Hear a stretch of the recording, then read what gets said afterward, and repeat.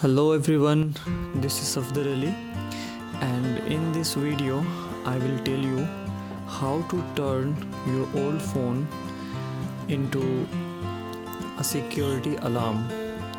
You can fix it at your door. So let's start.